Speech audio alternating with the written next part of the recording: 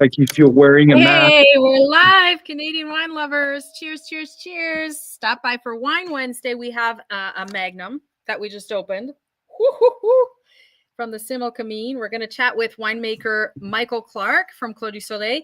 And we have six, seven other wines open. 6, 7. Including 2 95 pointers. So stay tuned.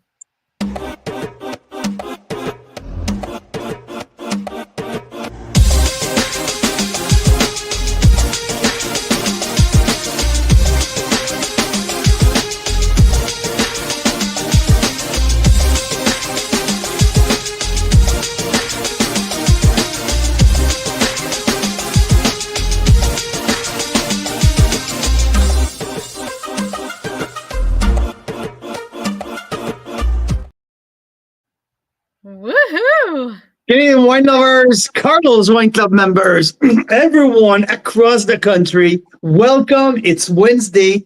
It's time to crack a bottle of Canadian wine. Sit back, relax, join us because we have some big dogs open tonight. We have some firepower in our glass. This is a Similkameen Valley week with Clos du Soleil. So stay tuned because we have more, much more. We have an interview with Michael Clark, general manager and winemaker at Clos du Soleil in the Similkameen. But first and foremost, Mira Boucher, welcome. Good evening. How are you? Great. How are you doing? Oh man, what a day. It's cold. It's wet. It's like great here in the Okanagan. So you know what? It's a big scores type of evening. I got the toque on. I have my sweater on. I feel cozy. But darn that we have some amazing wines in our glasses tonight. And I can't wait to have that chat with Michael Clark because Michael is so knowledgeable. And Michael was so gracious to give us all of his knowledge and everything he got on the Similkameen. And so, I mean, it's really, we have a fantastic offer this week. We're talking Syrah. We're talking about Reserve Red. We have even a Béton.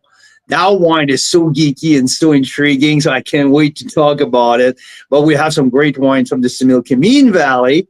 And I know that you, especially you, Mira Boucher, you love the Similkameen. You love talking about the wind beating up the grapes and the tannins and the terroir of the Similkameen. So, yeah, it's a fun week. We have so much to talk about. So tell me what really excites you about the Similkameen. I'll tell you why myself after. Well, it is that. I mean, I think the love of the Similkameen started when we got out there for the first time and we looked around. We're like, this is National Geographic. And then we were at Charlie Basler and Jesse Basler's winery called Courcelette, right next door from Clos du Soleil, right?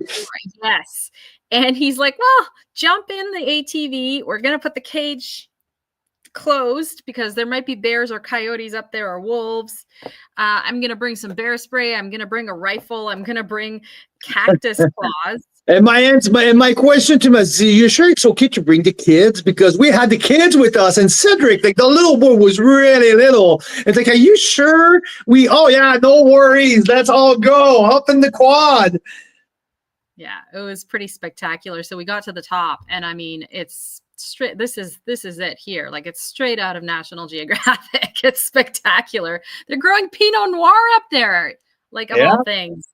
Of all things, that's right. And it works. Like even with the deep freeze of 2024, where pretty much all the grape crop was wiped out across the Okanagan and Similkameen, they only had to replant about 30% of that vineyard up there. Like the vines didn't die. So there's something special about some of these spots for growing grapes. So yeah, so I mean, where I'm at right now, right at the top of the cliff, if you look right down below on the left-hand side, that's where Clos du Soleil is located. You Clos got du it. Soleil Estate Vineyard is right down below that massive cliff and up the slope where we went, because Courcelette and Clos du Soleil are literally neighbors. And I have that wine here, that Estate Reserve 2020 that we have in feature this week. It's from 100% are from the Estate Vineyard right below the cliff that we're standing right there. So yeah, right out of National Geographic. I mean, I remember. Okay, let's go back to 2022. No, 2023. Is it? No, 2024.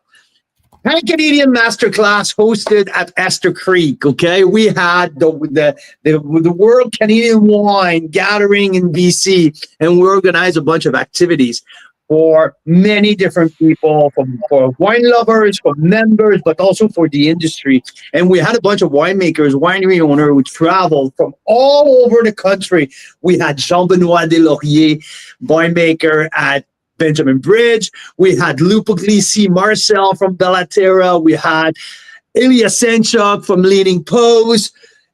Ryan Schmidt from the Vineland. All of these great people were all with us, and we took them vineyard touring in the Similkameen. And I remember that day like if it was yesterday, organized by Jeff Undermark at the Mount Boucherie. They have a beautiful vineyard up there. And I remember Lou. Like he was walking on his own, like if he was like, I don't know, he was in the moment of prayer or something. He was on his own and looking around. And I went to him. I was like, Lou, are you okay? What's going on? And he said to me, Carl, I grew grape in Niagara-on-the-Lake. I can't fucking believe that it's Canada. From there, I'm like, okay, he's good. He's okay. And yeah, so tailgating right there. That's exactly that day here at the Mount Boucherie in the Similkameen. We're having Lorna's on tonight. Lorna, there you are, having sandwiches. There's Keith Tyers from Closson Chase. We just did a Zoom with him the other day, and that's Ilya Senchuk from Leaning Post, Ryan DeWitt from Rust, Jeff Hundertmark, and Rob Hammersley. Jeff is from Mount Boucherie, winemaker. Rob is winemaker at Black Market in Caledon. So, okay, you get some of my, I don't know what those are, kid shots, but you get the idea, right? There's Lou on the left, the tracksuit. Yeah. So yeah. So it's like, wow, like you could put this right in a big cover of a National Geographic kind of terroir. Yeah, and I mean, and that's why we're starting with that point today, because I mean, the wines from the Similkameen are unique. The wines from the Similkameen taste different. The grapes from the Similkameen grow differently than anywhere else in the Okanagan. It's scorching hot. It's really good during the day. It's really cold during the night. The wind is crazy as shit. And every day it's like that. It's dusty, it's windy, it's hot, it's cold. The the difference is like the biggest in the country. So it makes wines were a little bit more rustic. And you've seen the pictures there. You're seeing the videos.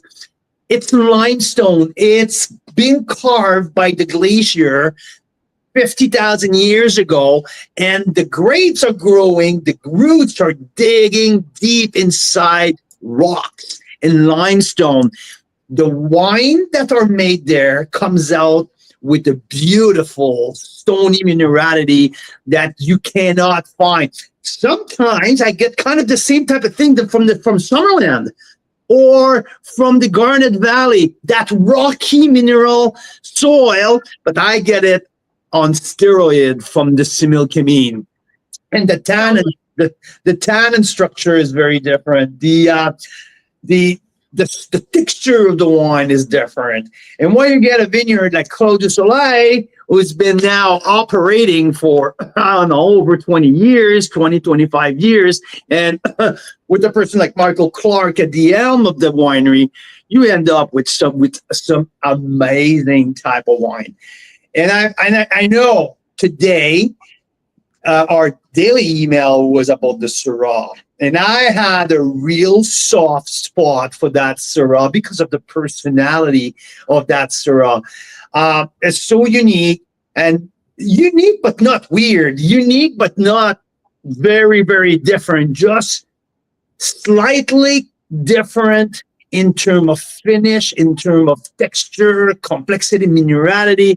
So similkameen. And remember, at the Pan Canadian this year, hosted at Suan staff, that very wine that we have here today, which by the way was a gold medal at the Wine Line, 93 points, Carl's Wine Club. It was one of the talk of the show. It was one of the talk of the Pan Canadian.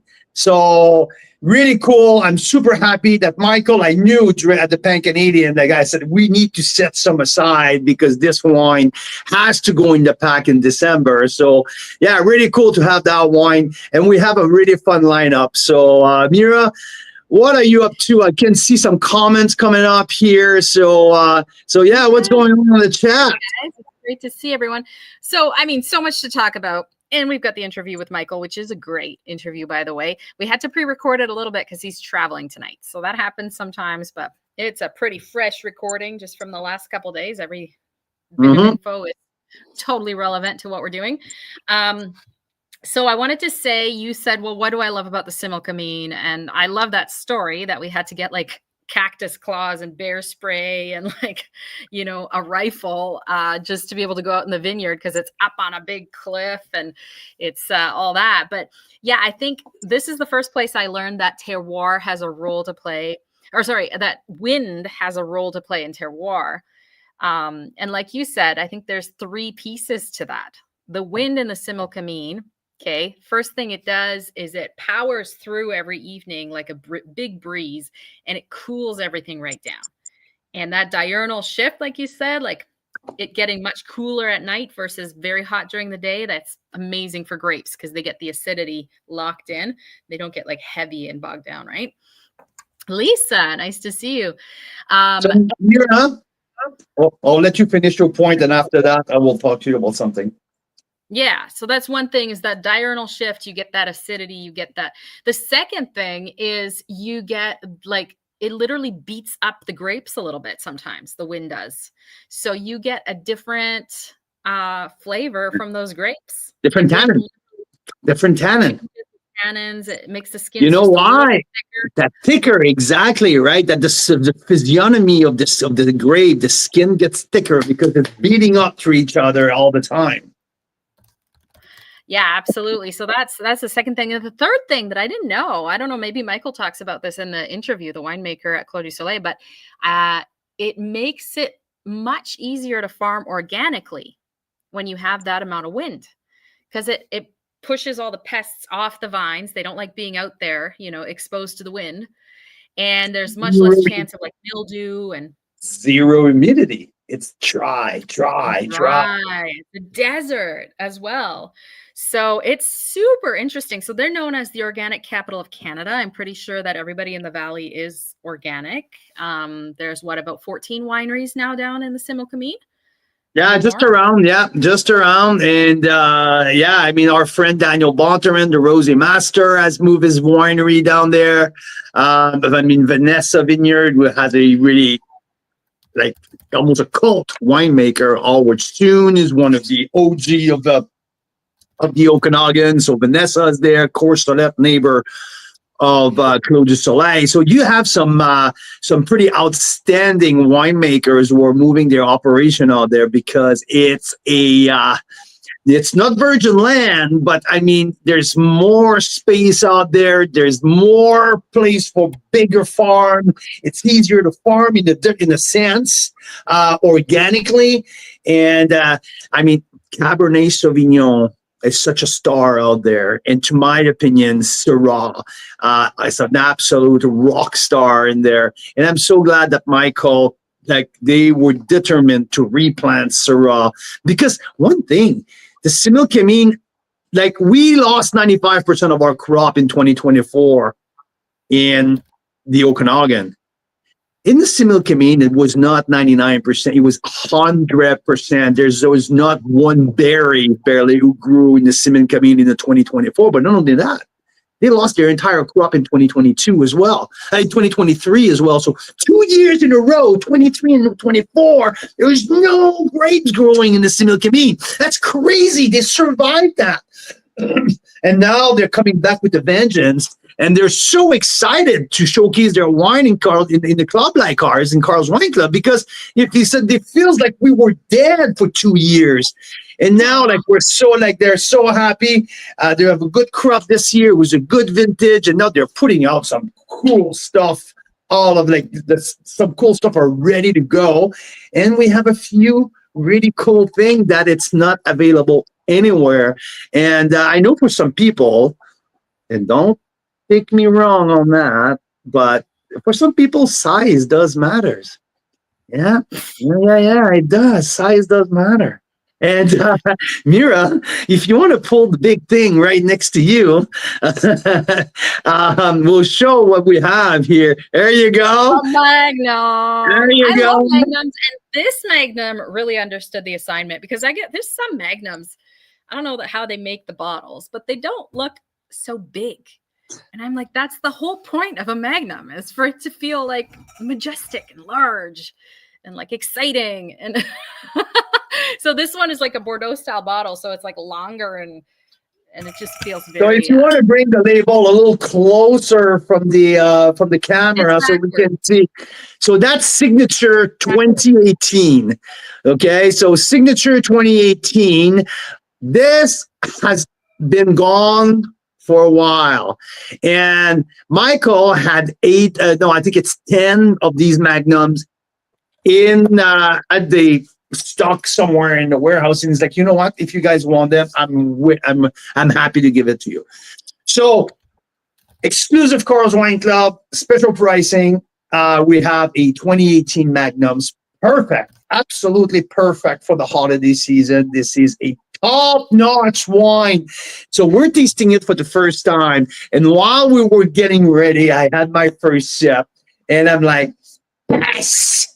And 2018 was such a small crop in the Similkameen that they didn't have zero regular bottle available, not even one for me to taste and do my tasting notes. So I had to wait for today to crack open the Magnum, and not a joke, we crack open the Magnum so we can find any score in our wine.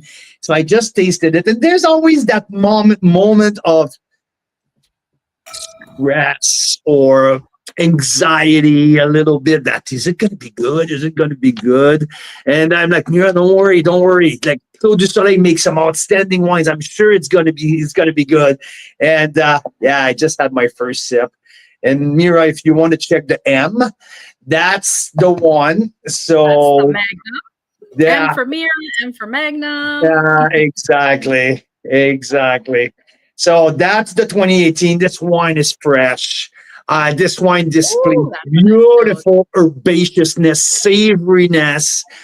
There's some dark, ripe red fruit coming out of this. Little charcoal-like minerality coming out from the Cabernet Sauvignon.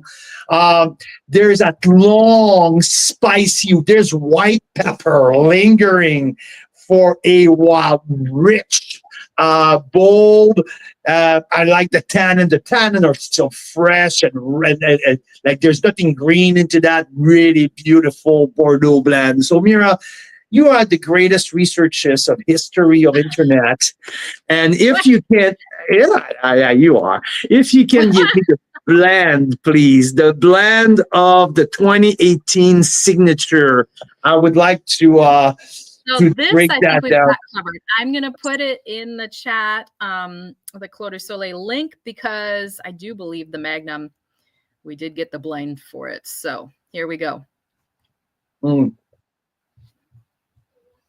just getting it out for us. Here it is. There's a beautiful richness. Beautiful richness in that wine. Ripe, dark fruit. Yeah, charcoal, tobacco, blackberry, blackcurrant. Yeah, so that's really Bordeaux-like.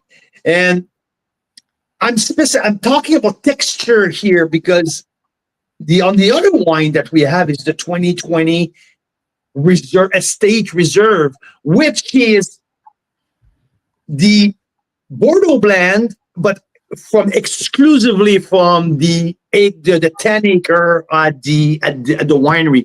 They own 2 vineyards, or they pull fruit from 4 different vineyards in the Similkameen. So Signature is from the best barrel from all of their 4 vineyards in the Similkameen. And Estate Reserve is from specifically home vineyard at the winery.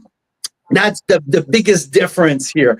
Obviously, we have 2 different vintage and different format, but this is so interesting to taste 2 side by side. So Mira, you can do the ER alongside the M, and you see that Similkameen terroir coming out in both of them. That stony minerality. I don't know. There's a big smile coming on your side here.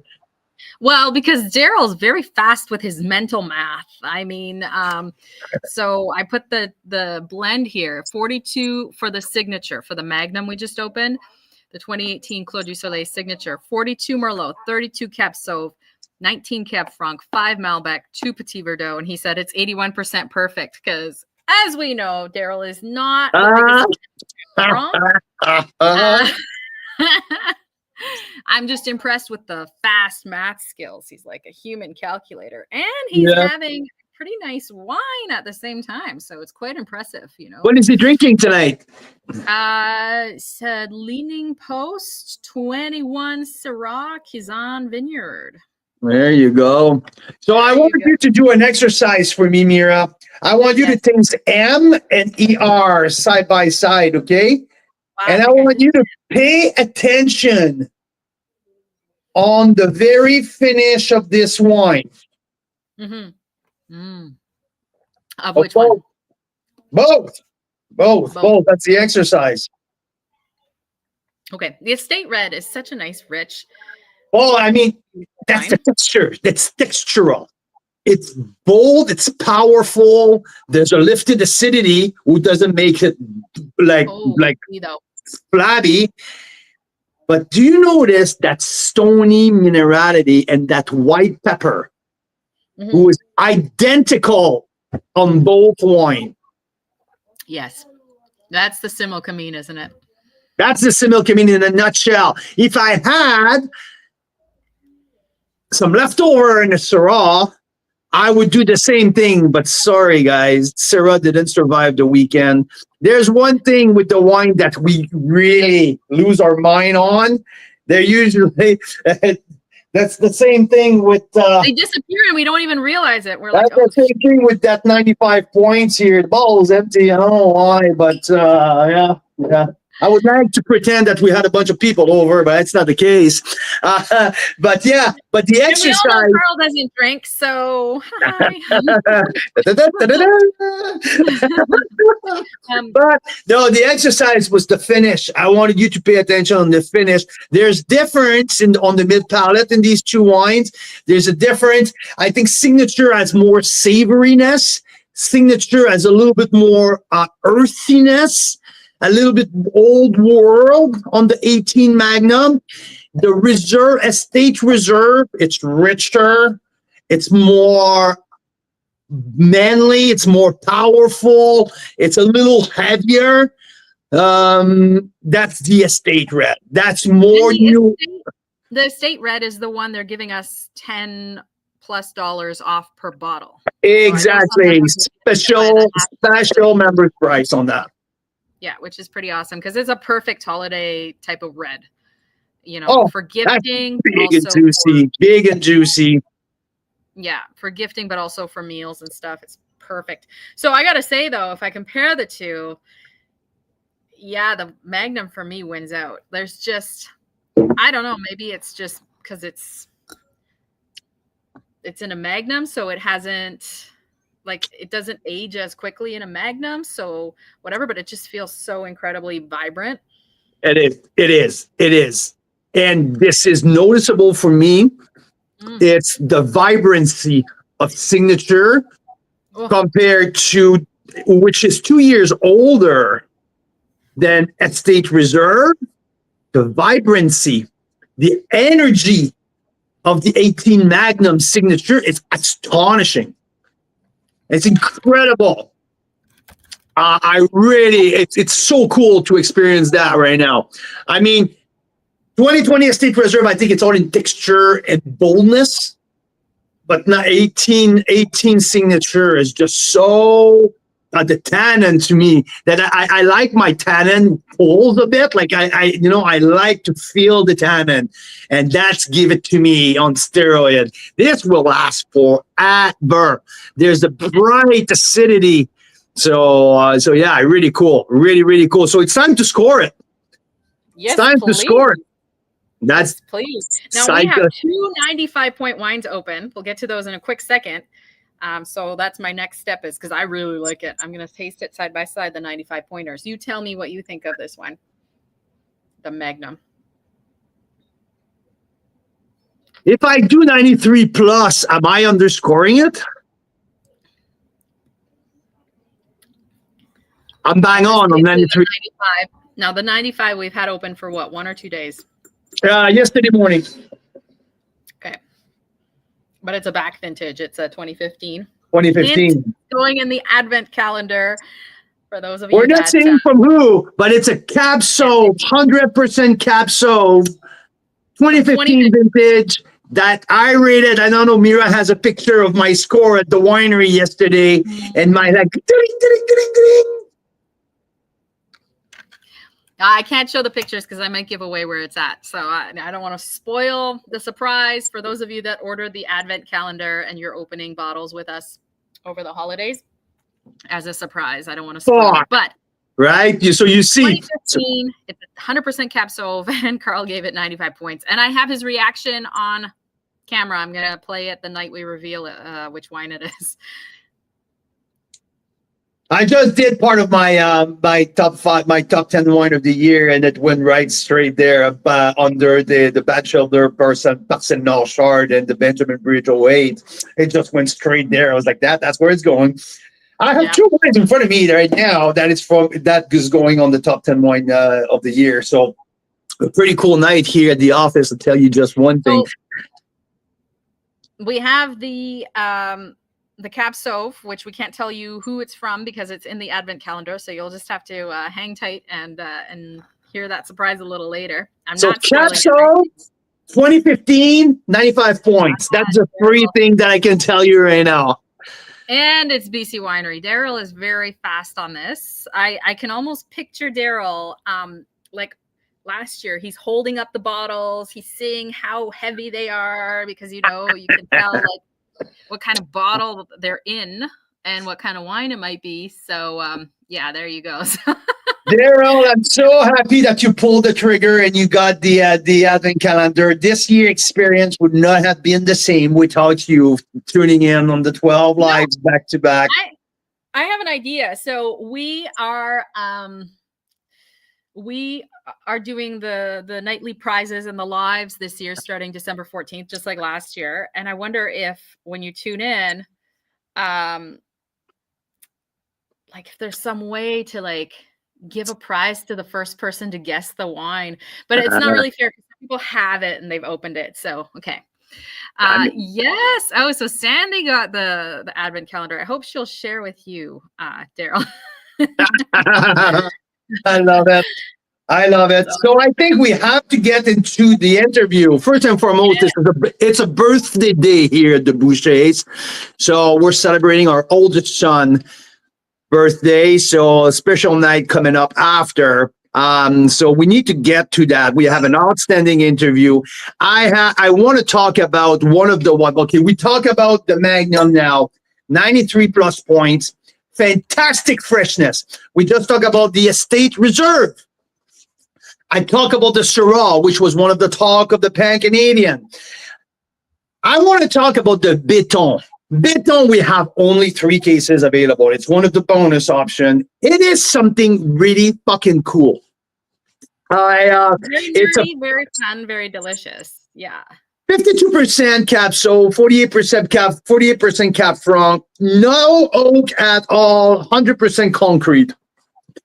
I was expecting something lean, something astringent, something a little bit austere. I got something creamy, bold, super graphite, mineral driven, and great fruit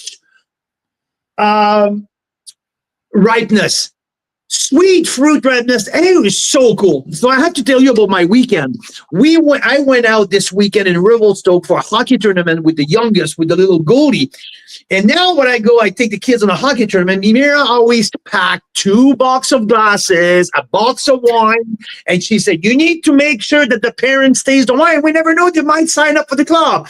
And it makes people taste the wines. So there you go. I ended up Saturday night with a bunch of hockey parents in our room, and I had Celestial, which is the baby signature, so the value Bordeaux blend from Clos du Soleil, which was the crowd pleaser. All of the moms were all over Celestial. Celestial, by the way, is the Clos du Soleil wine that we poured at the welcome reception at Bellaterra this year at the Pan Canadian.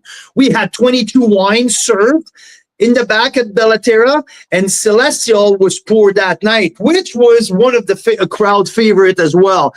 No wonder why this little Bordeaux blend is such a great value at $29 in beautiful quality. So that was the crowd favorite in the hotel room. The funny story is I had a guy, he's an assistant coach, and he's like, "Carl, this one is really good, but what about this?" He said, "There's something. I love that wine. I don't know what it is." And he's pointing at Béton. And so it's rare that someone started to geek out on that because in my tasting note, that's what I told Mira. It's a geeky wine. It's super geeky. It's very different, but so fucking good. And I kept digging into it all like on Thursday, Friday last week. And I was trying to figure that darn wine out. And so geeky. And it ended up that guy is a lawyer, but he did his undergrad as a somm. And that told me that I was like, you know what? People who have a good knowledge in wine can point that wine into a lineup. There was 12 wines open, and he was just like all over that wine. And there was another guy who collects wine, and he told me later, he said, "This one is by far my favorite." And he was pointing out at Béton. So yeah, really cool story how more you dig into your wine journey, your wine experience, you get attracted by some stuff were a little different, and Béton really hit the spot. Really, really hit the spot. So much more cerebral, much more wine, much like you think about it, but it's very fun. So yeah, that's the story about the Béton. Mira, I know I'm just like talking way too much, and I so much more that I want to talk about because we have Closson cheese that we had an incredible, probably the best ever Zoom tasting that I've done. It was so personal. It was so personable. It was the energy was so amazing. The wine that we taste were so fantastic, but to have Keith Dyer from Closson Chase spending almost 2 hours sharing his passion and his knowledge, it was fantastic. What was your take on the Closson Chase Zoom tasting last week? Special. And we owe a big thanks to Lisa and Jared. Lisa's on tonight. Maybe Jared. Absolutely. It was their idea. They were like, we should get Keith Dyers to walk us through some of their new releases. If you go to their website right now, Closson Chase from Prince Edward County, they only have like 5 wines on the website right now because they're sold out. But they gave us some pre-releases. And so everybody had the chance to order a 3-pack of newer pre-releases. We did the tasting, but of course, Keith included a bunch of other wines in Carl's box, which he tasted on the Zoom and which we now have access to. And we roped him into giving us some more wines from his private kind of cellar collection at the winery, back vintages and stuff. So that's pretty cool. I'll drop the link in the comments here if you're curious about that one.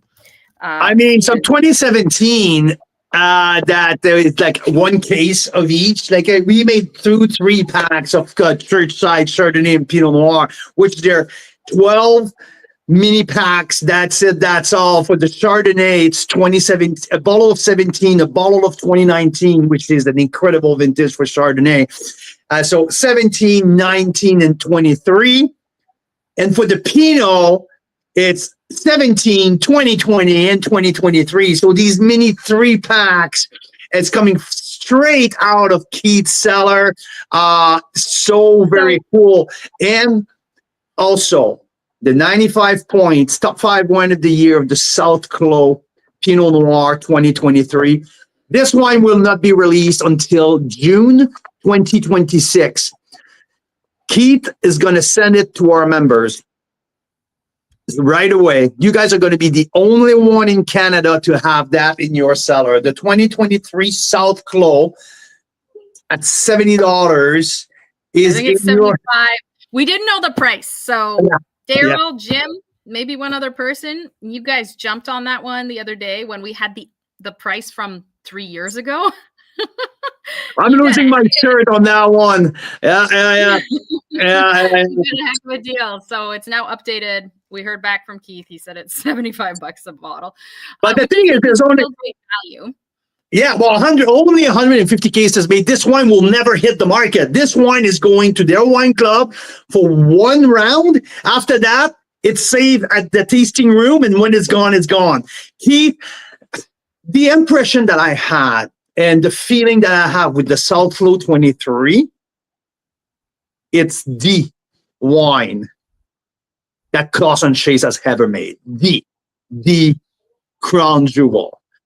To my impression, when I tasted that, I'm like, oh my God, there's no other wine. Closson Chase are making some outstanding wines for years. That wine, I think that's the very best. And I told Mira, I believe that it's as good or even better than any of the Bachelor 23 that was released. This wine is absolutely jaw-dropping good. And yeah, that's why that the bottle is empty. So absolutely. All right. The link is in the interview. Yes, I put the link in the chat if you guys want to listen to the interview and see the Clos du Soleil wines and also the Closson Chase wines, which is the one we were just talking about with the 95-point Pinot, the back vintages that 17, 19, 20, yeah. And coming out of that tasting on Zoom, we've decided as a group that we're going to do the Thursday, the Thursday tasting club or whatever we want to call it. Once a month, starting in January, we're going to do our once a month on a Thursday. We're going to invite a winemaker. We're going to taste 3 wines from them, and we're going to do that again because it was so freaking amazing. So we started to brainstorm with our little group here. I think there was 15 of us. Hey, maybe it's going to increase. Maybe we're going to have more people in. But oh my God, how cool it was. And if every time we got some wine so special like that coming out of it and some stories like Keith shared with us, oh man, I'm all over that. It's so freaking cool. So we have some ideas here for who's next in January. And yeah, we're going to build that little tasting club here together. So it's really, really exciting. Again, a big thank you to Jared and Lisa to revive that COVID thing. And it was so cool at the beginning, and it gets so boring so quickly. Like, you know what? That's enough of that. And now, when you have that just tells me when you have the right people tuning in together, I felt as much energy on that screen that we do in person. It was very special. Very cool. Very cool. Thank you, guys. That was so much fun. So without further ado, let's hear from Michael Clark, winemaker at Clos du Soleil, all about the Similkameen, all about Clos du Soleil Winery. That's our featured winery this week that we've been sending emails about. Michael was formally trained in theoretical physics. And then he was an investment manager in Canada and all over the world. And while he was traveling as an investment manager, he started dreaming about owning a winery one day. So now he is the winemaker and part owner at Clos du Soleil. A pretty cool story. And he definitely has a lot of knowledge. He approaches it with that theoretical physics background. So very into the details. Isn't that right? Yeah, there you go. So let's hear from Michael. Here we go. So we are with Michael Clark, the general manager, winemaker at Clos du Soleil in the Similkameen Valley. Michael, welcome and thank you for being with us. Such an exciting week here at Carl's Wine Club featuring your wine at Clos du Soleil. So how are you doing, Michael? I'm doing very well, and we always love being part of your wine club. So thank you, Carl. Well, thanks for being here. I mean, now harvest is over. Now the work, well, yeah, kind of. Okay, let's talk about it a little bit. But the harvest is almost over. The work is in the cellar right now. How about you tell us a little bit what are you up to? Yeah, so I'm standing in the Clos du Soleil cellar right now, as you can see. You're right. We finished the actual picking of the grapes in the last week or two. But they're all still fermenting, especially the late ripening Bordeaux reds that we are really well known for here at Clos du Soleil. So the tanks behind me and many that you can't see are full of those red grape varieties, things like Malbec and Cabernet Sauvignon that are still fermenting and will be pressed in the coming week. That is really, really exciting. How's the 2025 vintage for you in the Similkameen Valley? It's been great, and to be honest, as you well know, we really have needed this. We, meaning the whole industry. It's been a tough few years for the industry because of the freezes that we've had, but 2025 was great in terms of quantity and great in terms of quality. The wines that we have in tank are looking fantastic, and I'm really excited to be sharing them with people eventually. Just like as you mentioned, I think we all needed it. That's the general echo that I get from everyone. Well, thank you. And you know what? I think we all deserved it. So it changes the narrative too. It changes the vibe around the Okanagan. I think we see like many more smiley people and a sense of relief, I would say. Oh yeah, we all do this job because we're passionate about it. Both myself and the whole team here at Clos du Soleil, and we love making wine and we love sharing wine with people. And so when you can't make wine, you feel like that happiness is taken from you. Well, the happiness is back this year. So yeah, smile and happiness, that's for sure. Let's start. There's a few things I want to talk to you, Michael. I know you have a really busy week and all that, but Let's start with Clos du Soleil as a winery. When it started and how it started, which purpose in mind when Clos du Soleil came on board. Now, a while ago, I would say. Yes. So we started in 2006, so almost 20 years. I think that counts as a while. I know, right? It's a nice number coming up. It is a big number coming up. So as you know, we're in the Similkameen Valley, just outside the town of Carameus, and the vision for the winery back in 2006 is really the same vision we have today. The idea was to grow wines that really speak about what is unique about the Similkameen Valley. Terroir-driven wines, minimal interventionist wines. It's what we did back then, and it's still what we do today. And we primarily use Bordeaux varieties to be able to express that sense of place through our wines. Out in the vineyards, some of which are behind me, we use certified organic viticulture and biodynamic viticulture. And then my job as winemaker is really to do as little as possible here in the cellar, because if we've grown those grapes correctly, all of the beauty's in the grape already, and our job is just to protect that. Absolutely, and let the terroir speak. I'll get back to the specific terroir that you guys are sitting on in a few seconds. But so Clos du Soleil, over the year, how many acreage of grapes do you guys have right now planted? Yeah, we've grown over the years as our business has grown. When we first started, we were only producing a few hundred cases of wine, and we had one property. It's actually the property I'm standing on right now. Fast forward to today, we have a total of 5 different vineyards, all in aggregate. It's around 40 acres planted with vines. And we were producing 8,000 to 9,000 cases of wine before the freeze. Now it's dropped off a little bit, but very soon we'll be back to that level again. So, and in terms of, okay, it's Bordeaux varietals mostly. What is the king grape? Let's say the grape that you guys say that's what we do here at Clos du Soleil. Is there like a little bit more like at the Cab Sauv? Because I've been tasting many different grapes, Okanagan versus Similk. I mean, for me, it's Cabernet Sauvignon comes back so very often from the Similk, I mean, with the purity and the sense of place. So what is your key grape that you guys have on your portfolio?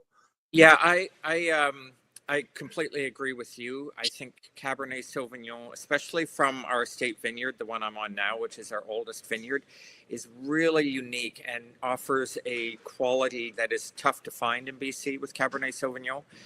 So I do think that that is a special variety.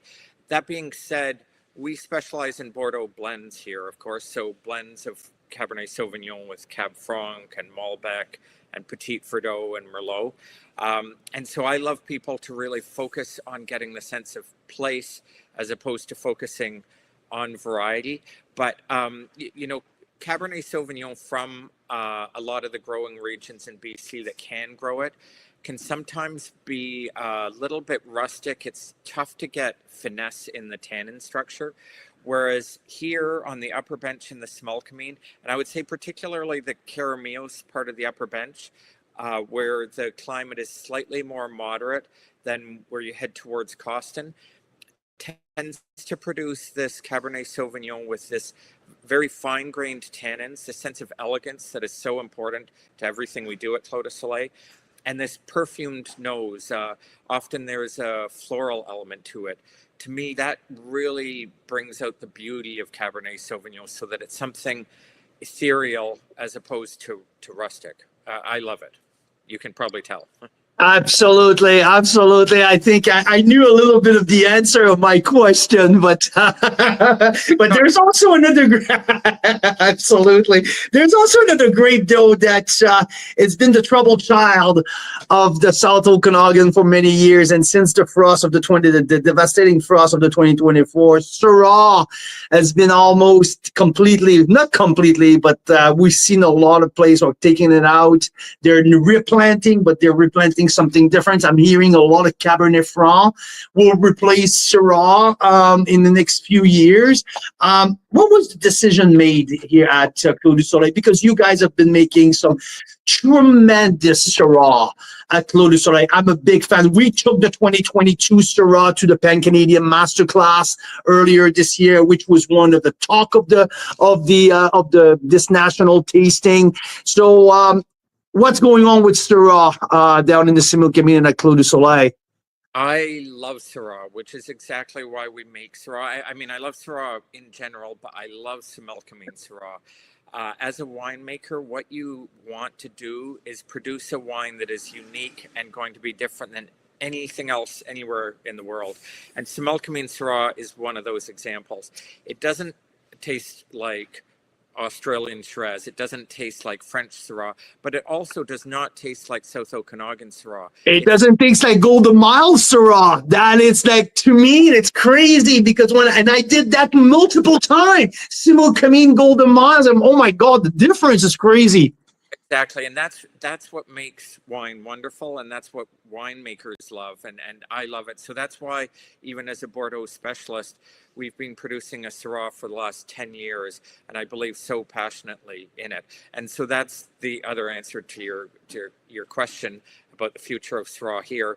We will be producing a Syrah well into the future, I'm happy to tell you. It was damaged by the cold. As you know, it's a more sensitive variety, but we have made the decision to replant it and to keep producing it forever. So we will always. Oh my God, that makes me happy. That makes me happy. I love Cabernet Franc, but there's going to be enough Cab Franc for the next 10 years. I'm happy to hear that we're going to have a safe source of Syrah with you guys. If Mother Nature definitely can cooperate a little bit and be a little bit more gentle with us. I hope so. I hope so. Now let's move on from the Clos du Soleil to the Similkameen Valley specifically. We just get back from Toronto to a big event with with collectors from around the world at the One Drop Foundation with the Cirque du Soleil, l'Académie du Vin. There was 250 international wine collectors in the room. The Similkameen wine stood out for a specific reason because they're different. Like literally, alongside wines from the South Okanagan, alongside wines from different other regions from the Similkameen is very different. Tell us a little bit what you guys will try to showcase in terms of Similkameen terroir. Yes, I feel so lucky to be working in this valley because it is this really unique place.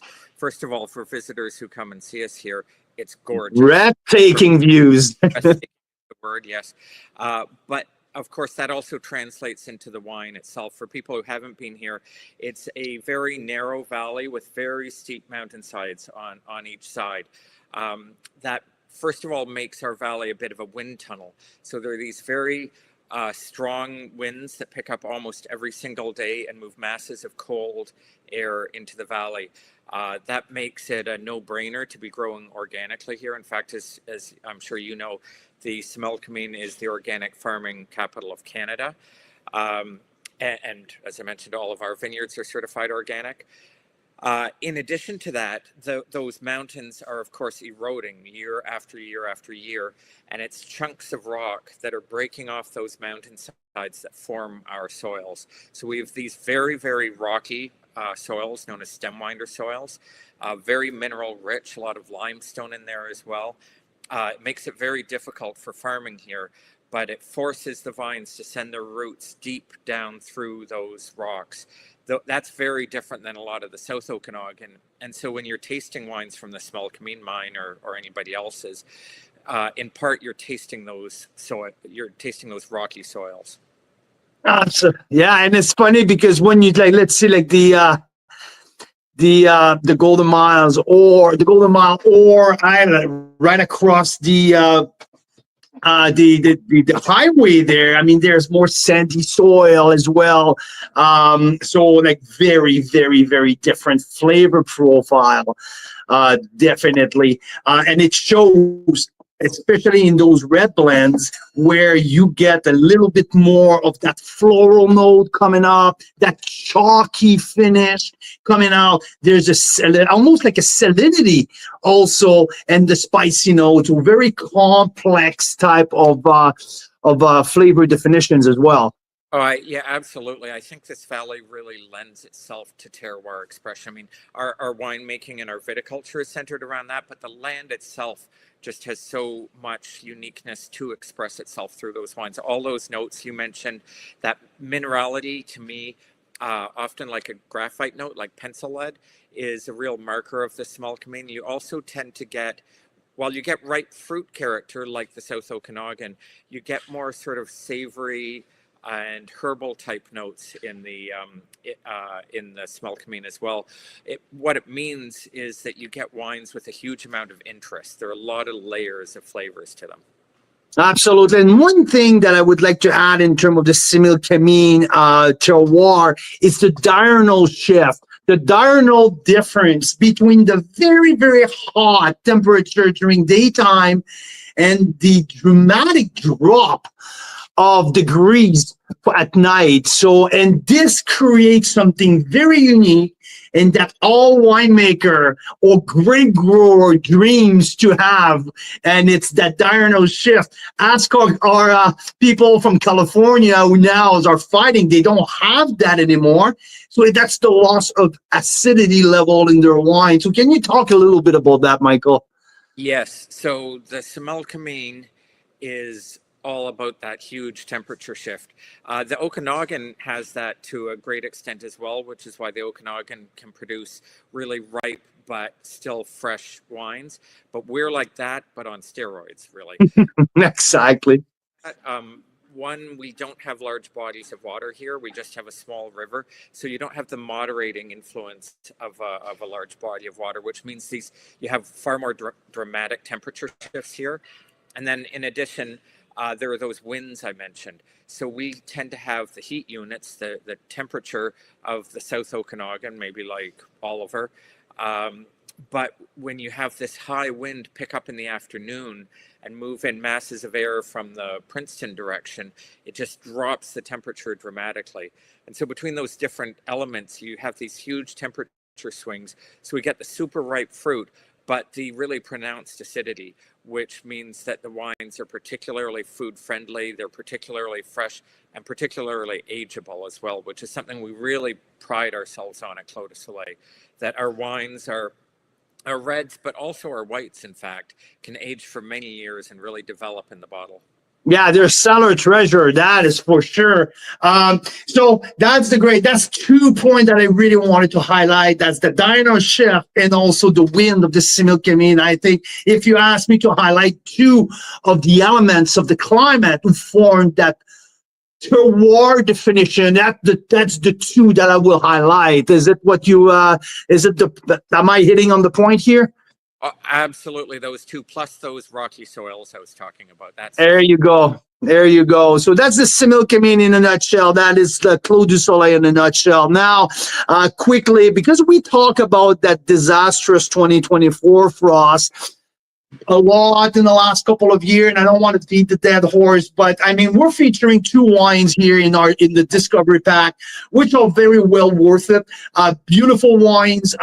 They're a great expression of what you guys could do in 2024, because you guys didn't have a ton of option. If you wanted to keep your people employed, if you wanted to keep the door open and the winery, the wheel keeps spinning, there was not a ton of option. That what you guys came up, you found some partners down in the States, and we are featuring this week the Clos du Soleil Washington State Series Rosé and the Washington State Series Chardonnay. So can we talk quickly about these 2 wines and also the impact?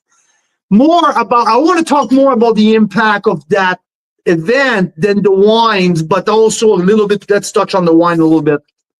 For sure, yeah. So unfortunately, it had a huge impact here in the Similkameen.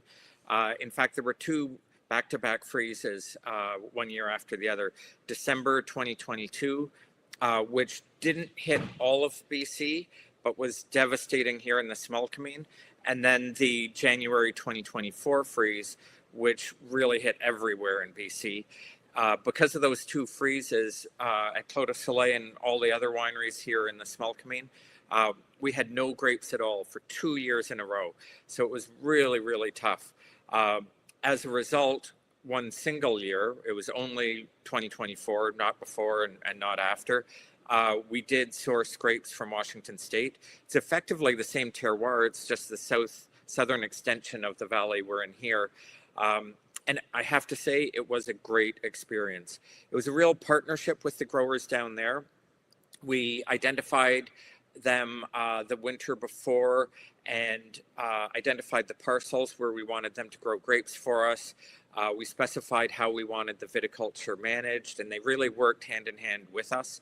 And then, of course, the wines themselves were all made here in the space right behind me by our team of employees, Canadian team at our Canadian winery here in the Similkameen. I hope I don't ever have to do it again, but I have to say the wines are fantastic, and I'm really pleased with how they turned out. Yeah, so you guys had a little leg up, right? Because with the trouble you had in the 2022 frost, you already had to identify exactly where you wanted to go. So it was not like a last minute decision to scramble and try to save whatever you can. No, you had the plan well in advance, and you were ready to pounce when you got the okay and the green light to go, right? Yeah, absolutely. That planning, so that it's a partnership. It's not just buying some juice or buying some grapes. A partnership with the grower is what really brought some value added to the whole proposition. And you guys went to Yakima. Was it the source? More likely, most likely. Yes, yeah. For the two wines that are being featured in your club, the Rosé and the Chardonnay, both are from Yakima Valley, from an excellent grower just outside of Sunnyside, Washington. The Rosé is actually made from 100% Sangiovese. I was really excited to work with that variety. It's not one that we see as much here in BC, and it was new for Clos du Soleil. And while it was new and produced a delicious rosé, actually the reason that I selected those grapes were many Clos du Soleil fans will know that traditionally we have produced a rosé from Malbec at Clos du Soleil. And while Malbec and Sangiovese are very different varieties, as a rosé, there are actually a lot of similarities. And so I knew that the customers who really liked our Malbec rosé would appreciate the Sangiovese rosé. That's awesome. It's like clean. I mean, it's 100% stainless steel. There's no wood. There's no barrel taste. There's no barrel added. So I love that. I really like the finish of that. I think there's a nice lingering. There's a bright acidity in that wine. So no need to be worried about is it food friendly or not. We're heading to the holiday season, and that's why I'm excited about that, because this, with turkey and stuffing and everything, all of the holiday celebration, this is the perfect wine pairing there. So I'm really excited about that. Perfect turkey wine, absolutely. Absolutely. And the Chardonnay, tell us a little bit about the Chardonnay. Which style of Chard did you try to produce with the fruit you got from Yakima?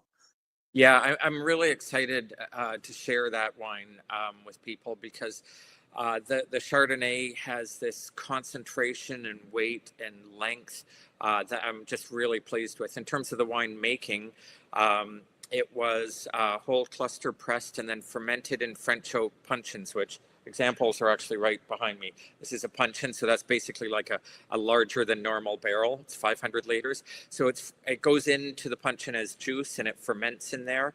And then we age it on the lees, which of course is the yeast itself when it settles to the bottom after fermentation. By aging it on the lees, it gives the wine this creamy, round mouthfeel. I love working with lees, and we do that a lot here at Clos du Soleil. What it didn't have is any malolactic fermentation. And so what that means for the customer is it retains this really bright, fresh acidity in the wine, which again is very much in the Clos du Soleil style. Wonderful wine. I can't wait to disclose the scores for these wines, and it's a very exciting 2 of the 6 bottles. Now let's talk quickly about the cream of the crop. I mean, we're going to feature the Celestial, which is your value proposition red that I really love. I think it's like this. If there's a wine from the Okanagan who over-deliver year in and year out its price point, it's Celestial. We're featuring here the 2022, which was a silver medal at the Wine Line. So this is the baby signature. Let's put it that way.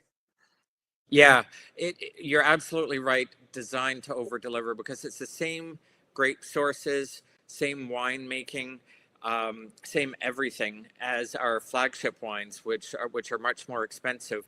But we're crafting a wine that is soft and lush and really approachable, so it delivers a ton of value. Ton of value. Like I mentioned, I think I gave it a 93 points back this summer at the Pan Canadian. That's the Syrah. So that's one of the classic of the Similkameen. I know, I dear to your heart. That's one of the one that I had to beg a little bit to have more, but thank you very much to allowing us to spread that wine across the country. what I have here, this is a very rare. We don't have a lot of that available because you don't have a lot available in your cellar as well. It's the Béton. So I want to talk for a second about the Béton because it's a completely different style of wine. It's something that you do on a yearly basis with a different winemaking process. Can you please tell us about Béton?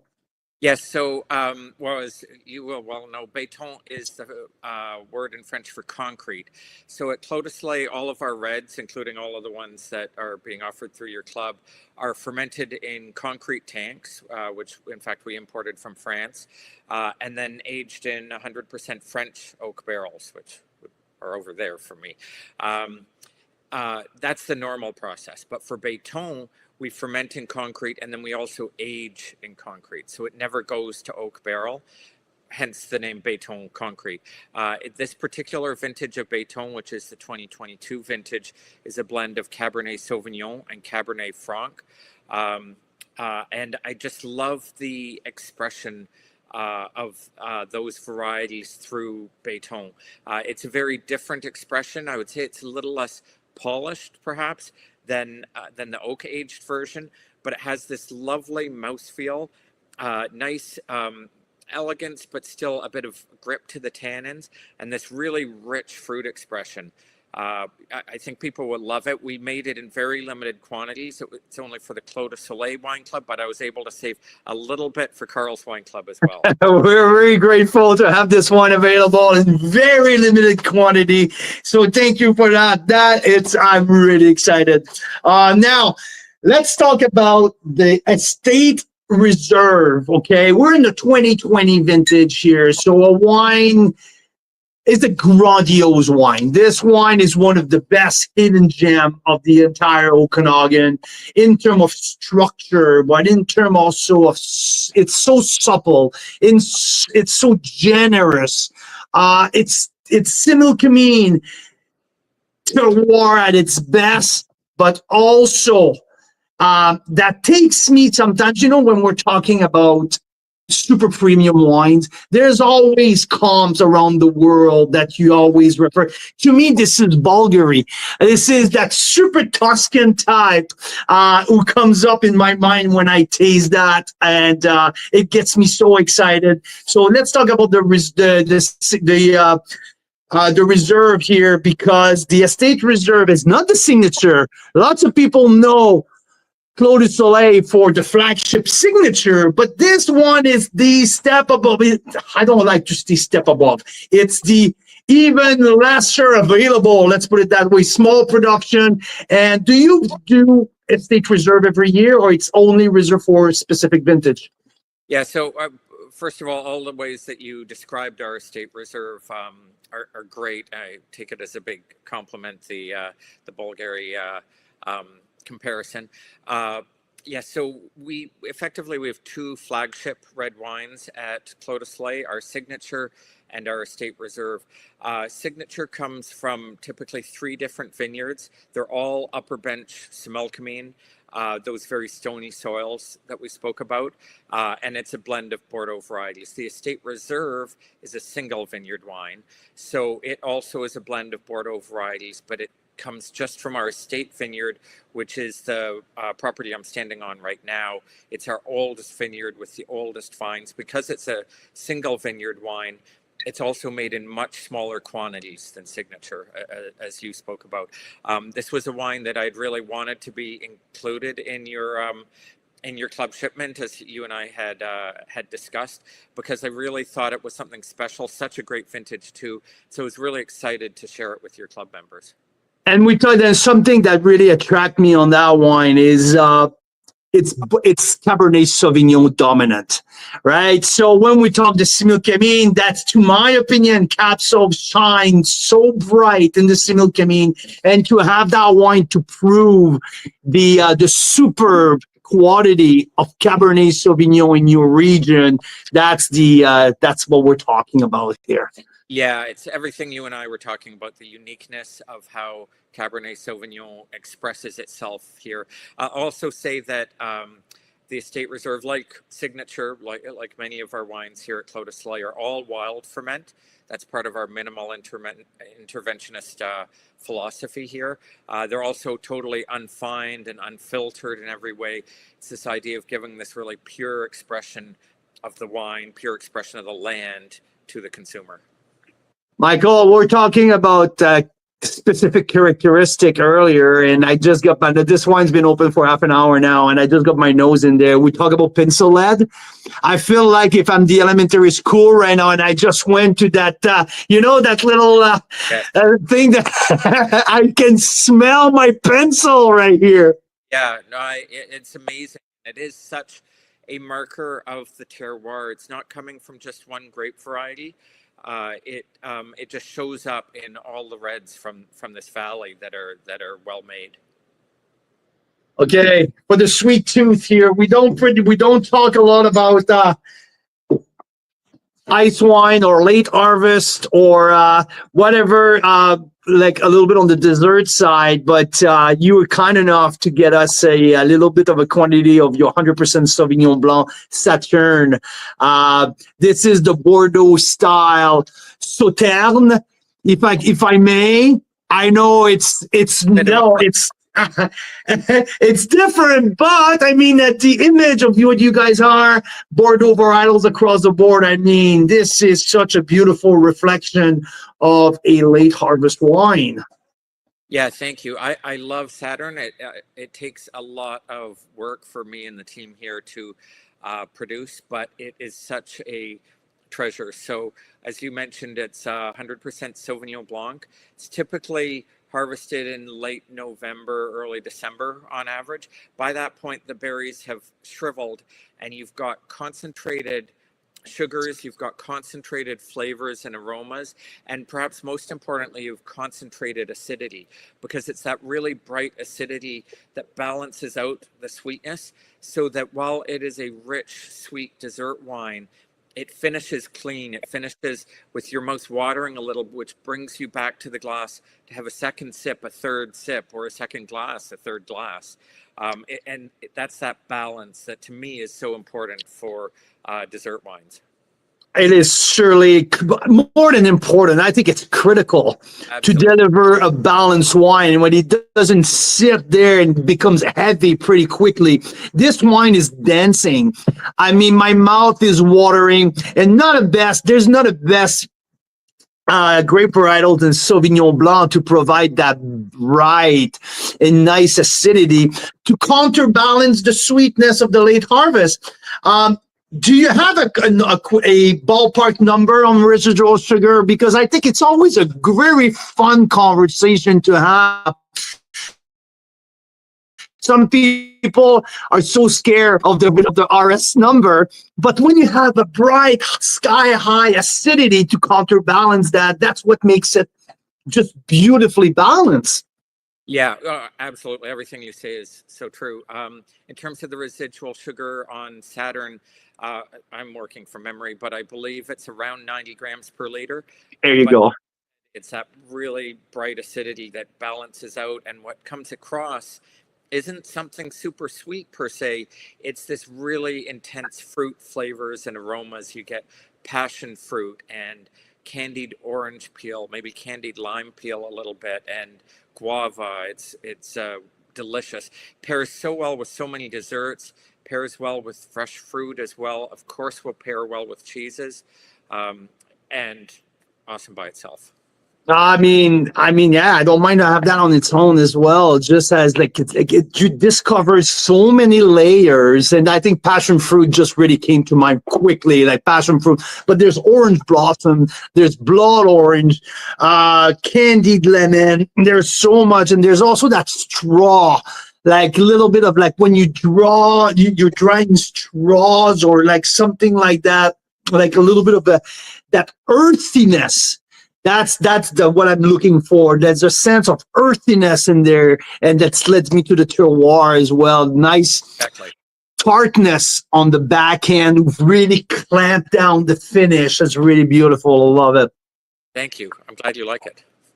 Now, thank you so much, Michael. I know you have a really busy week. There's action around you, and I'm really grateful for you spending half an hour with me talking about the Clos du Soleil, the Simil Camine, and the lovely, beautiful, world-class lineup that we have. And we're also going to have a beautiful Magnum available as well, which is a 2018 vintage, not available anywhere. You pull that out just for us, not on the website. Like, it's one has been tucked in the Clos du Soleil cellar for down the road project, but you're dusting off a few of them for us for the holiday season that I'm really grateful for. This wine had very high accolade in the past, if I'm not mistaken. Yes, yeah, it was a medal winner and 92 points from Decanter Magazine and the Decanter World Wine Awards a number of years ago. And you're right, very small quantity tucked away in our wine library. But, you know, the reason that I and everybody else here at Clos du Soleil make wines is because of the joy of sharing them. And so the fact that I could share some of these special things, whether it's the Magnum or Béton or the Estate Reserve or Saturn with your club members is the whole reason that we make wine here. So it's thank you. We are grateful across the country. We're glad to have you part of our beautiful community of wine lover. And Michael, thank you so very much for joining me. And we'll be chatting very soon. Thank you, Carl. Always nice to see you. Thank you. Thank you. Yeah. Cool. I really like that interview. It's awesome. It was really cool. Michael's awesome. The wines are fantastic. And I'm glad that all of our wine lovers across the country can learn a little bit more and hear more about the Simil Camine Valley. They're very unique and special terroir and the unique profile of their wines. And that's why the scores are high. I have a very high opinion of the Simil Camine, and especially Clos du Soleil.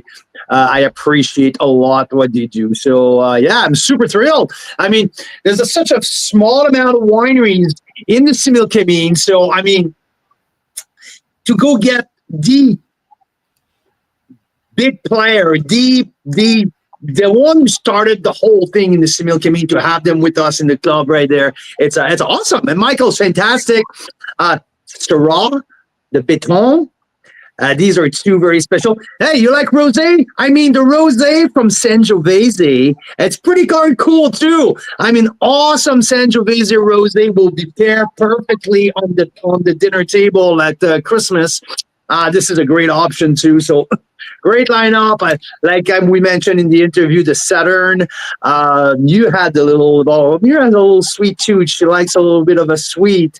And I had it here actually. And what I love about late harvest, especially during the holidays, import style wines too, and ice wine for that matter. But I love it because you can open it, you can have just a little bit, you know, at the end of your meal or something, and then it lasts for weeks and weeks in the fridge. So you're right. You're bang on. Absolutely. I love that. In fact, I ordered some Madagascar vanilla the other day, because I have started making lemon posset and which is freaking terrific, by the way. Creme brulee. They're so easy to make. I didn't realize, you know, and so you make those up and you can keep them in the fridge all week and have it when you feel like a nice treat with your coffee or with your late harvest Sauv Blanc or with your, you know, if you have a little bit of port wine. So. Ooh, Daryl, guess number one. He's starting to guess about the Advent calendar. I love it. Our Coast to Coast Advent calendar starting December 14th. You can join just to watch us open bottles and do live prize draws every night for 2 weeks. Well, for 12 days. But you can also still get the actual wines. Yes. All wrapped beautifully, and they're labeled with numbers, and you can surprise open them every night with us. There's what, 4 or 5 left available? That's gonna we're missing it. 4 or 5 left. So I mean, there's a few left. Get yours. I enjoyed the experience last year a lot, but when I look at the lineup last year and the lineup this year, I'm like, holy smokes. We have dug deep into people's cellar for like library releases all over the place, but also some very, very tiny production of some unicorn wine, some free releases. So really cool. I'm super thrilled. Heavy on red, heavy on big reds, I have to say this year. I just realized I didn't go. I remember last year when I got my head was wrapped about all wine region. I wanted wines from everywhere. This year is a little different. I went for the big dogs. I went for the high scores. I went for wines that are rare. So that was my mindset this year. And I'm super thrilled. I hope that people will enjoy, but we have, a pretty darn cool. And here's the fun thing. Okay. You don't have to like literally open the wine every single night for 12 days. Right. So what a lot of people did last year though, is that they opened it and saw what it is. And then you learn about it. You can take some notes. You'll always have that video to look back on when you actually open the bottle. But then if you want to be decadent and you want to invite friends over here and there and things like that, then it is fun to open one every night for 12 days. It just sure puts you in a very fun holiday spirit, and it's a great treat. Absolutely. Absolutely. So the first hint we had here, it's a BC Red, 100% Cab Sauv, 95 points, 2015 vintage. Yeah, and Daryl guessed Hester Creek Cab Sauv, and I can say it's not Hester Creek Cab Sauv. I can say I don't think anyone is going to guess this. Yeah. I think it was as much a surprise for us to get access to this as anyone. So I don't think anyone's going to guess it, but we can't give out too many more hints either. So. And looking at the price point, I didn't thought I could afford to put that in there, but we did anyway. It's what, 105 plus tax. Yeah. Normally. So I'm pretty sure when you get it in the calendar, you're going to get it for quite a bit less than that. Holy smokes. That's what blew my budget out. So that's what blew my budget away. So anyway, I don't care because what we're putting out there is so incredible. I'm so excited for December 14th. I mean, it's really cool. I'm really thrilled. So yeah, let your friend know, man. If someone wants to do it, there's a few left, and let's get to it because I'm so thrilled to start that again this year. Hey, so whether you have the wines to open in front of you or not, it's still pretty fun to find out what each wine is. We'll drop hints. We'll let you guess. We'll have prizes. It'll be fun. That's the 2015? Nope. That's the South Clos? Nope. What is it? The Magnum. That's the Magnum. Let's show the bottle again. If people just join us, we have a super rare Magnum from the 2018 signature Clos du Soleil available this week. This wine is dancing. The acid is bright. The wine has energy. The fruit is ripe because 2018 was hot vintage, ripe fruit, spice, that stony minerality, that signature is freaking dancing. I don't know about your glass, but my glass is gone. It is just starting to open up for me. Like this is a different wine than it was an hour ago. It's awesome. Yeah, it's really awesome. It's the Checkmate Chardonnay. The red wine. No, the Checkmate Chardonnay. He's asking about the Checkmate Chardonnay. There's no Checkmate, I think, in this one. Sorry, Daryl. You know, but I promise myself that neither myself or my succession will do business with Mark Anthony. So there with that brand. I have a grudge. I hold grudge sometimes, and this one is deep inside of me. I haven't forgot that one.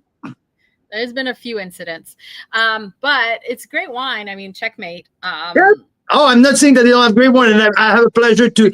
I went to buy a bottle of their Oculus. I just don't want to share my business with them. We don't align on values, and I don't want to do that. There you go. But there is Chardonnay in that. Is there? I don't know. Oh, they're sure. Come on. A selection of 12 wines across the country, and someone thinks I won't have a Chardonnay? I had to hold myself. I was thinking of putting 3 Chardonnay, but no, there's not even 2. There's only 1. One Chardonnay. Of course, there's a Chardonnay. I probably have seen the Chardonnay, but I don't remember. This is why I'm like the best for blind tasting, because I won't even remember. Oh yeah, absolutely. You're awesome on that. 10 minutes later, you don't have a clue what's happening. I'm blind tasting me, and I'm you're blind tasting yourself. I don't know. I love it. Hey, showcase the big thing. There you go. Belle Touk. You've had 2 comments about your toque today, Carl. Did I?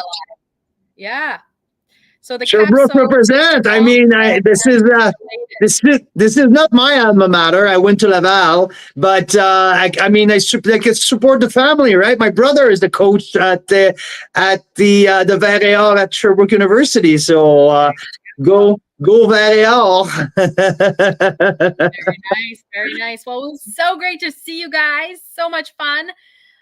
We will be back for Wine Wednesday next week. We might be live again a little bit more in the next week in the VIP group to share some fun things, because coming very soon, we're launching the Cellar Cache that we've been teasing you guys about forever. And so wines, great wines in Canada, they don't really go on sale.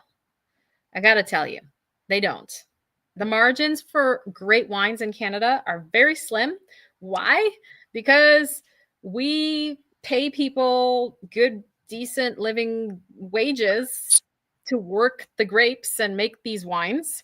And we have to pay like everything else that happens in BC and Ontario. That's fairly pricey, compared to many other wine regions, the land, the taxes, the whatever else. So yeah, Canadian wines, the really good ones, don't ever really go on big sales. But we would love to offer some loyalty bonuses for all you amazing members. We were doing some math, and the average VIP member spends like thousands of dollars on wine through the club a year, which is crazy and amazing. And we want to reward that loyalty. So we're going to be launching Cellar Cache very soon as part of the festivities this time of year, and there will be chances to win prizes and spin the wheel and things like that. Hockey coach, what's that about? Probably something we were talking about 2 minutes ago. Carl, you drank no wine. What does this mean? Coach, no, not hockey. No, but I'm a hockey coach, but this is not with the football program. That's the football program at Sherbrooke. I coach hockey in Summerland on the West Coast. A little different, but his brother's a professional football coach. Yeah. Professional university level. Yeah. That's what he does for a living. That's what he's done for what? Oh, yeah. For 15, 20 years now. Well, 20 years, it might be a little too much. He might hate me if he hear me say that. But maybe at least 15 years with the program at Sherbrooke University as a defensive coordinator and assistant head coach. So, coaching can be a career unless you own a wine club and you're just coaching the youth here in your little village and having fun, taking them on the tournament across. Bringing wine to the tournament. Yeah, exactly. Right. Exactly. I think showcase the big thing. Showcase the big thing before we go. The big thing. The big thing. The big thing. So because size does matter, right? It's a very big bottle. I don't have too many regular bottles, but yeah, like I was saying, it feels like a Magnum. Like it's a massive. Like look at it compared to the wine glass. That's my bottle here. Right? Yeah, so you see it looks way more dinky compared to my big one here. Like, yeah. So that's the beauty. I mean, it ages really well. The 2018 is just like singing right now. Oh my God, it's so good. You know what would be fun is to taste the same vintage, the same wine, Magnum and regular bottle. Like see how they aged. Can do that. Because they always say that Magnums age better. So we should find a winery that made like a regular bottle, a 1.5 liter, a 3 liter, and then like a 5 liter. And, you know, if they have bigger than that, I mean, they're going to be my new best friends. And we should open them all. Of course, we're going to have some of you guys over because you can't just open those all and take one sip out of every one.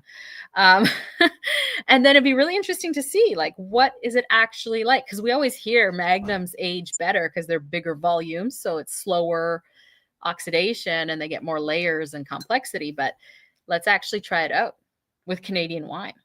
I mean, we don't have the 18 signature, but you can see, like, I mean, like how fresh that 2018 is. I mean, this is pretty cool to taste. Really freaking cool. So, cool. And you said 93 plus on the Mira books. It's probably a bit higher than that. And it's very delicious. So very delicious. So we also have the Closson Chase Zoom tasting link who just came out. I think we're already halfway through the 3-packs. We just got so half of the 3-packs are already gone because we only have 6 available, 12 available total. Now it's got slashed to half of it. Get it in soon. And yeah, Clos du Soleil week. Next week we have a break, and after that we're gonna feature some of the really cool. Where is that guy? This is a really upcoming rock star, absolute superstar of micro winemaking, a Thomas Batchelder in the making, I would say. Real same style, sourcing small plot of wine across Ontario. Adam Kern with Kern & Co. coming up in a couple weeks. I'm really freaking. Okay, I have to mention something and then read Dylan's comment too. So I love these big bottles. Love the big bottles. So like nothing spells party more than like a big bottle, a Magnum. But I love the little bottles because they're so cute, and you could do like a fun tasting side by side. And we have 5 little bottles, half-size bottles from Kern & Co. And that is also very rare to have premium wine in half-size bottles. Like you can sometimes get like cheap wine in half-size bottles on like airplanes and stuff. But to find really nice premium reds in half-size bottles, that's really rare. And I think it's really cool. And it makes great gifts, because if you don't want to gift somebody an $80 bottle of wine or a $60 bottle of wine, you gift them the half-size bottle. It's half the price, and they still get to taste something really beautiful and premium. And honestly, for like single people, for just like couples on their own, you know, tasting something with dinner, having 2 half-size bottles open and tasting both side by side with dinner, and you know, I think that's fabulous. So there you go. Dylan saying, one of my favorite wineries, Clos du Soleil. If I was told I could only get wine from 3 wineries, Clos du Soleil winery would be one of them. I had one of my most favorite tastings over there with all the reds. You could tell they were brothers. Magnificent. Yes, I totally agree. You got it. Totally. I think Dylan just had the definition of terroir, right? All of those red has to be brothers. This is the perfect way to describe terroir. You know they're from the same place. And terroir is the definition of place and people. I mean, this, Dylan, you just freaking, you give me goosebumps, man. You just defined terroir in such an approachable way. I love it, man. I love it. Thank you so much. I'm going to use that moving forward. Yeah, that's it. That's his terroir, man. That's what this is. These reds, they don't taste the same. But, man, that you know that they're connected. What they're connected by? They're connected by the soil, by the sun, by the wind, by the elements around them. That's what they're connected with. That is amazing. I freaking love it. Canadian wine lovers, Carl's Wine Club members, Mira Boucher, everyone across the country. See you next time.